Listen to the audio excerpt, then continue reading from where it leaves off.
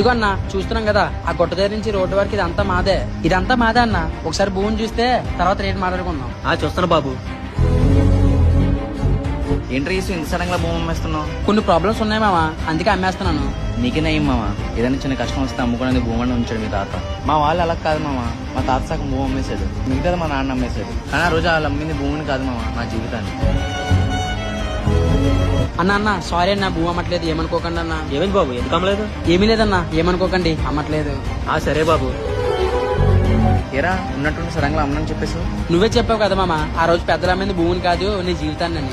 అందుకే ఈ రోజు ఈ భూమితో పాటు నా పిల్లల జీవితాన్ని అమ్మదలుచుకోవట్లేదు. మరి నీకు ఇప్పుడున్న ప్రాబ్లమ్స్ ఎలా మామ? ప్రాబ్లం ఏముంది మామ, ఇంటికి కష్టపడితే తీరిపోద్ది. ఇప్పుడు నేను ఈ భూమి పోగొట్టుకుంటే మళ్ళీ తిరిగి ఈ భూమిని సంపాదించి మా పిల్లలకి ఇవ్వలేను. మామ ఈ కాలంలో కొత్తది కొనడం కంటే ఉన్నది పోగొట్టుకోకుండా ఇవ్వడమే మామ మన పిల్లలకి మనం ఇచ్చే గొప్ప ఆస్తి. భూమిని మనం మ్యానుఫ్యాక్చరింగ్ చేయలేము, కమ్యూనిటీ అనేది దానికి ఉన్న వాల్యూ అటువంటిది. కాబట్టి అలాంటి భూమిని నమ్ముకున్న వాళ్ళు ఖచ్చితంగా బలవంతులు అవుతారు, వాళ్ళ కుటుంబాలను కూడా బలవంతులుగా చేస్తారు. కాబట్టి అనేది నేను ఖచ్చితంగా భూమిని నమ్ముకోమని చెప్తాను. భూమిని నమ్ముకొని భావితరాలకు భూమిని ఇచ్చిన వాళ్ళు ఖచ్చితంగా ముందుకెళ్తారని చెప్పదలుచుకుంటాను.